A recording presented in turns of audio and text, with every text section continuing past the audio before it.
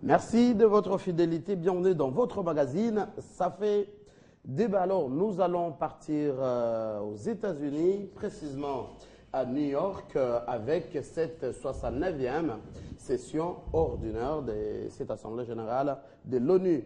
Hier, tout le monde, les peuples congolais, vous avez suivi ces discours du président Joseph Kabila. Beaucoup de thématiques là-dedans abordées. Commençons par les élections en RDC qui se tiendront conformément au calendrier prévu, la reconstruction, la bonne gouvernance et puis la lutte contre cette épidémie Ebola en Afrique et dans le monde. La RDC, un pays debout, affirme le président de la République, Joseph Kabila. On en parle, on décrypte ces sujets, donc ça fait débat avec des invités. Guy Momat, vous êtes communicateur de la diaspora. Merci d'être venu. Merci pour l'invitation. Première participation à Ça fait débat. Aigle Kalonji, vous êtes juriste. Bienvenue. Merci beaucoup. Et face à vous, Laurent Onyemba, acteur politique indépendant. Bienvenue. Merci. Habitué de Ça fait débat. Merci. Alors, on prend cet aspect. Le Congo, pour dire la RDC, un pays debout. Du moment où vous êtes communicateur de la diaspora, j'allais dire de l'AMP, pas de l'AMP, de la diaspora, ça veut dire quoi? Il y a 13 ans, le Congo est maintenant debout. Ça veut dire quoi? Bon, en principe, vous l'avez évoqué, et là, c'est une occasion pour moi. Depuis toutes ces années, on se dit, quand il parle de 13 ans, donc le président de la République faisait allusion. Donc, depuis son accession à l'indépendance et à la magistrature suprême en 2001, et pour dire vrai. Au jour d'aujourd'hui, non seulement le message, et cela résume un tout petit peu ou en clair le bilan de Joseph Kabila. Donc, ramener la paix, il y a 13 ans.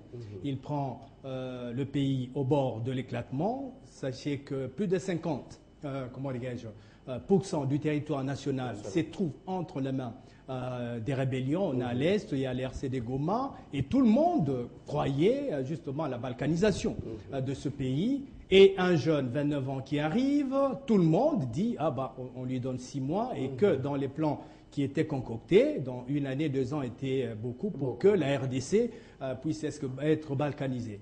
Bon, il vient au pouvoir et là, comme je le dis, petit à petit, aujourd'hui on est en 2014, 13 ans après, le résultat est là, donc je peux dire en tant que communicateur, c'est le bilan de Joseph Kabila, le grand bilan pour la RDC, pas seulement celui-là, c'est-à-dire qu'aujourd'hui... l'unité de la RDC. L'unité, puisque le premier discours prononcé en 2001, c'était celui-là. Il avait promis au peuple congolais la réunification du pays. On est en 2014, avec la débâcle d'un 23 en 2013, octobre, aujourd'hui en 2014. Voilà le résultat. Le pays, la RDC, est redevenu debout pour dire qu'il n'y a pas de guerre comme il y a 2000 ans. Voilà un peu, grosso modo, mon petit commentaire par rapport à cette petite phrase, mais qui est significative relative au bilan du chef de l'État. Avec le Kalonji, la RDC est un pays debout, convaincant? Oui, tout à fait convaincant, mais il faudrait toujours, comme j'aime à le dire, situer les choses dans le cadre spatio-temporel, c'est-à-dire dans le temps et dans l'espace. Je crois qu'il l'a si bien souligné, mais j'aimerais peut-être faire un petit relief sur, personnellement, les perspectives, parce que nous devons toujours, après avoir analysé, s'inscrire dans une logique futuriste et une logique qui doit toujours avoir les yeux résolument tournés vers l'avenir. Alors, il sied donc pour ce faire d'analyser en fait les véritables piliers qui feront à ce que demain soit enclenché pour la République démocratique du Congo le mécanisme d'obtenir une place significative au sein du concert des nations, parce que comme il s'est agi là de la 69e, n'est-ce pas, session de l'Assemblée générale, alors il a été question, comme le président de la République l'a si bien souligné, d'environnement. Il a été question, comme le président l'a dit, de défense. Il a été question d'économie. Et si l'on veut prendre, comme je l'ai dit, les choses du point de vue de la logique en prospective, justement, nous voyons très bien que la République démocratique du Congo, eu égard à son potentiel, a un rôle naturel prépondérant à jouer dans l'atteinte justement de ces objectifs et même dans l'assise de tous ces différents paramètres sur le plan national et même mondial. Et alors là, on vous repose une question en disant, qu'est-ce qui fait assez qu'on ne puisse pas jouer ce rôle? Problème d'homme? Problème de positionnement ou comment? Donc d'abord, je pense que nous avons été, dès le départ, c'est-à-dire qu'il ne faudrait surtout pas décrypter le mandat de Joseph Kabila sur ces 13 ans comme s'il avait les mains libres depuis les 13 années qu'il a accédé au pouvoir. Lorsqu'il est arrivé, comme l'a si bien dit, on ne va pas y revenir, il y avait des problèmes réels, nous sommes allés en transition.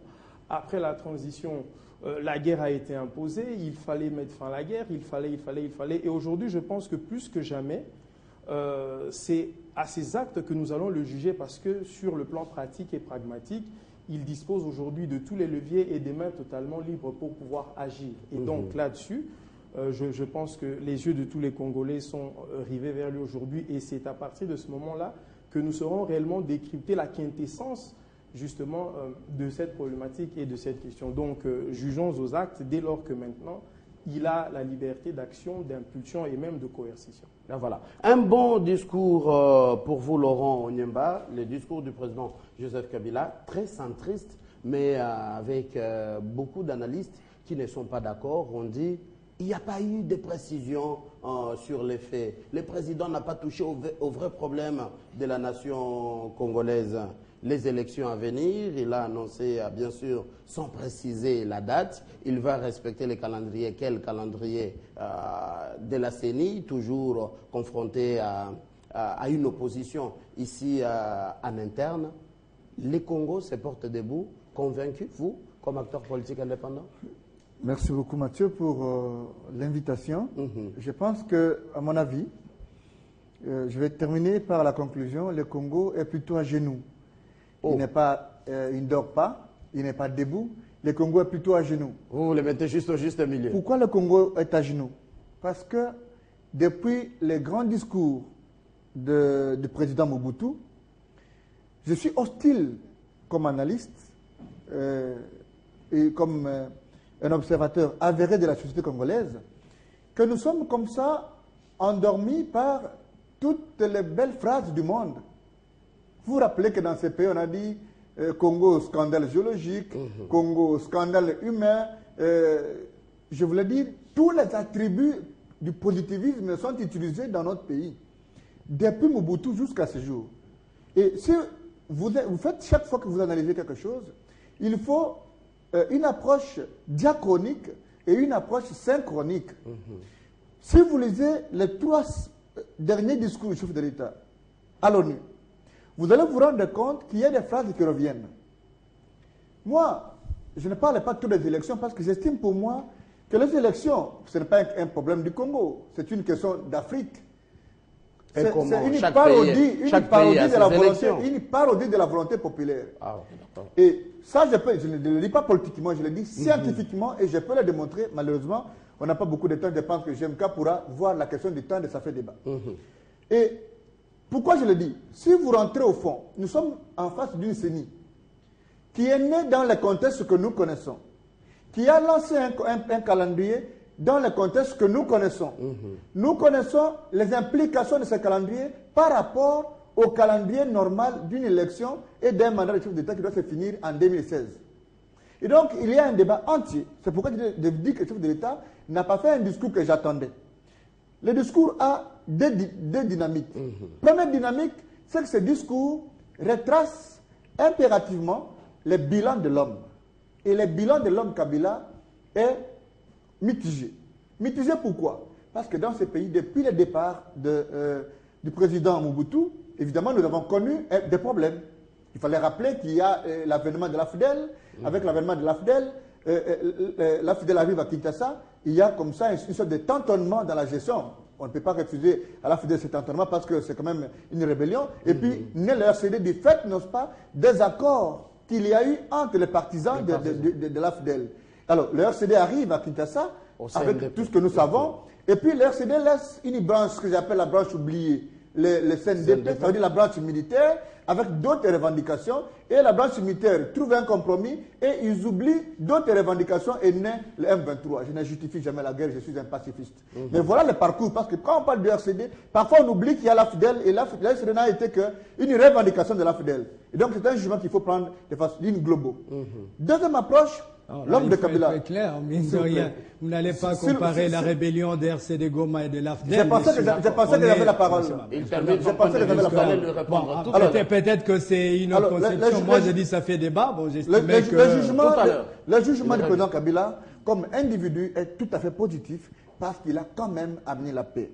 Mais où il a échoué, c'est au niveau du bien-être social. C'est au niveau du social du Congolais. Et je suis curieux de voir la reconstruction. Mon cher ami, la photographie du développement du Congo n'est pas une affaire de Kinshasa, n'est pas une affaire de la Gombe, c'est une affaire de Katakokombe. Il y a des routes à Kisangani, à Goma, à Bukavu. Mon cher ami, vous avez fait le bilan de ces routes. Mais on commence par les grands centres urbains. Méfiez-vous de tous les journaux qui font le panorama des photos. En fait, ce ne sont pas comment dirais-je, des journaux, mais c'est une sorte d'album. Vous parlez comme si vous ne circulez pas en RDC. Je termine en disant, Joseph Kabila à l'ONU, un bon discours, mais au niveau des élections, il a déçu.